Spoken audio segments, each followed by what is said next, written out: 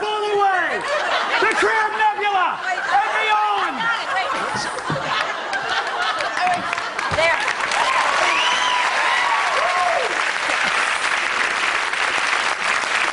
I love space travel. Yeah. Oh, yeah, baby. Come on. All the way, baby. Let's go. How did that happen? I want to go. No, you're just... I want to go.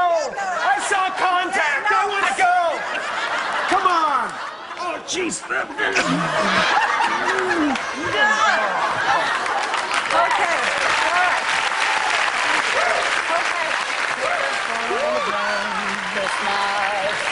Christmas. Yeah, you've been a real cool little baby. Santa Claus is hanging. Santa Claus is hanging. Santa Claus is hanging round there.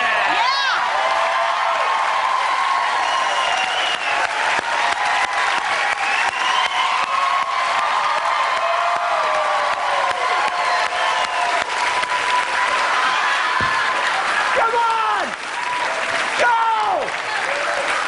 Go, baby! Make it happen! Adjust retro rockets! Engage boosters! Oh, God. Wow. I love a good holiday song. Yeah, yeah.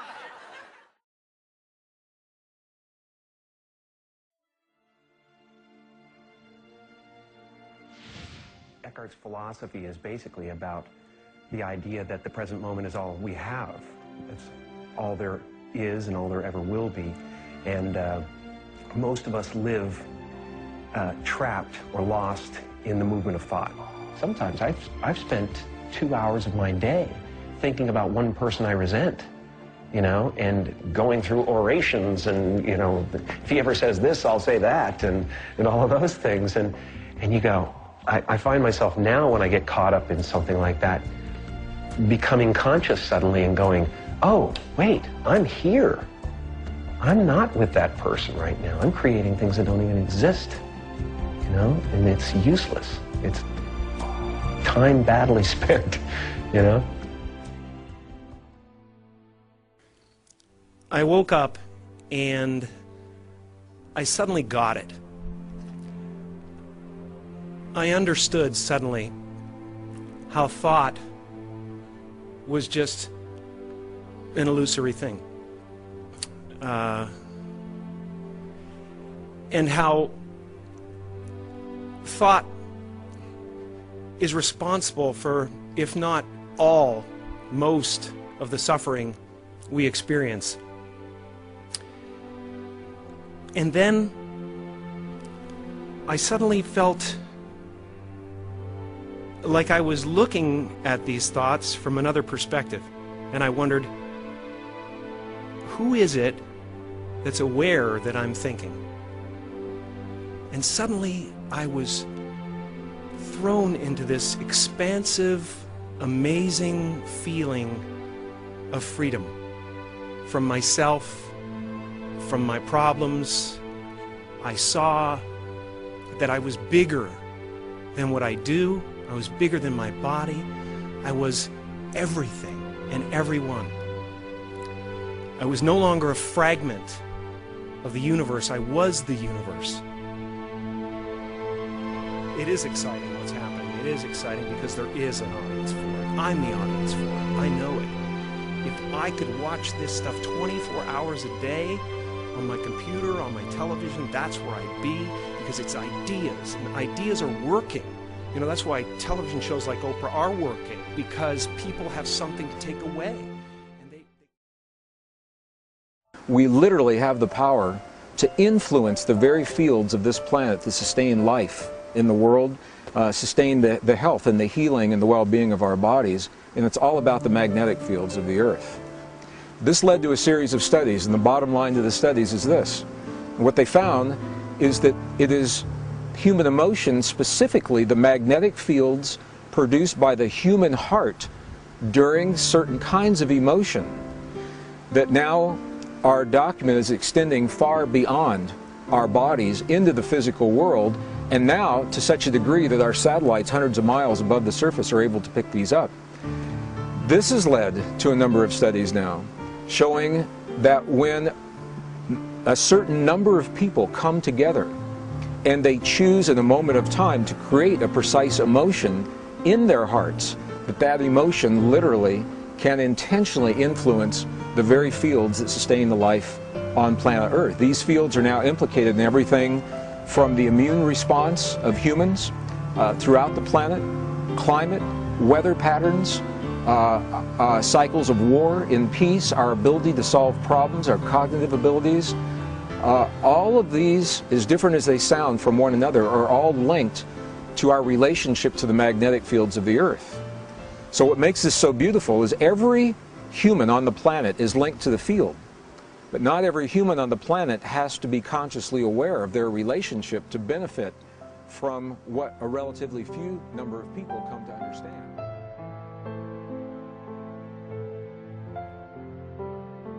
I am totally impressed with you people.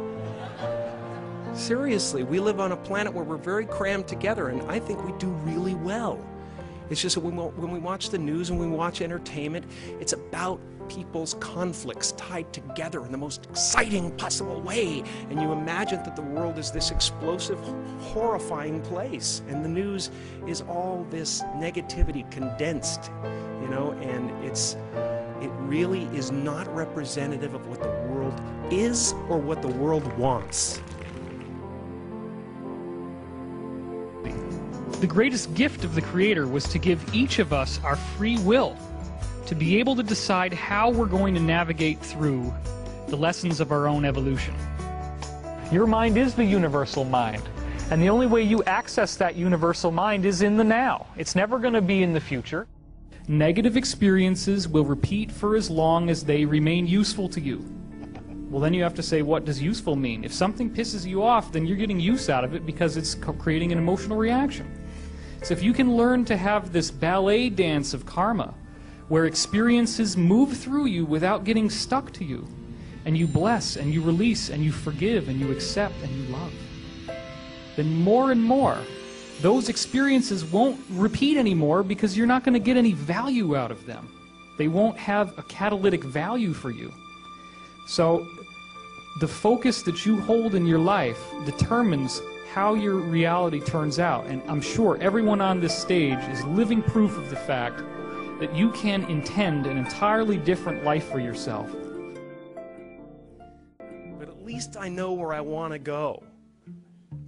And that I want to take as many people with me as I possibly can, because the feeling is amazing.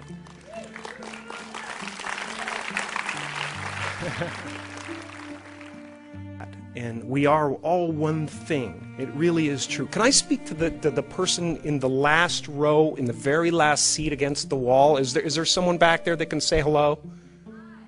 What's your name? Andrea, are you aware that, do you have the distinct, palpable feeling that your intention created this evening, as well as Melissa's?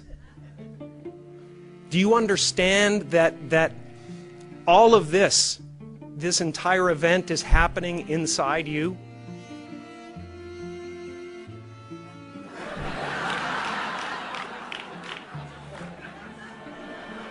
Well, just try to feel it for a second, because it's a trip, man. Some people go to the Super Bowl. I am the Super Bowl, man. I swear. My friends are all going, did you see that play? That was great. I'm like, yeah, but the energy coming out of me right now, man, is unbelievable. I'm just sitting there. I'm the stadium. I'm the vendors outside. I'm the crack dealer on the corner. I'm everything, man. There's no end to it, and it's so much fun. It's so much fun. So I hope you can feel that, and I hope you understand that you are one of the creators of this evening, that your intentions and your desires created this evening as well. And then I hope you are able to ask yourself, why did I get such a crappy seat?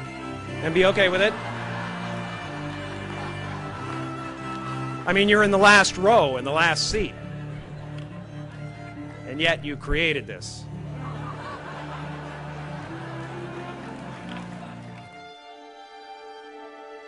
It's our intention. Our intention is everything. Nothing happens on this planet without it. Not one single thing has ever been accomplished without intention.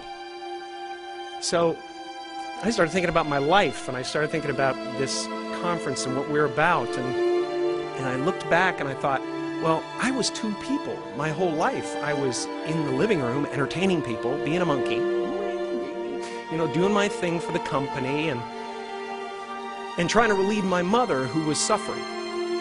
She had rheumatoid arthritis and colitis and everything under the sun that was nagging at her, and she was depressed. And I wanted her to be free. And I wanted her to realize that her life was worth something because she gave birth to someone who was worth something. And then I would go into my room and I would sit with a legal pad. I was a little kid. I would sit there and I would try to figure out what it meant, what it was all about. Why are we here? What is this? And one day I read something from Buddha that said that all spirituality is about relieving suffering. And I suddenly realized that's what I'm doing in the other room. and I'm aligned. You know, my purpose is aligned with this. So I felt incredibly lucky. I lose sight of that all the time. I get caught up in different concerns and ego concerns. But I'm so lucky to be a part of this community and to do something that is of value.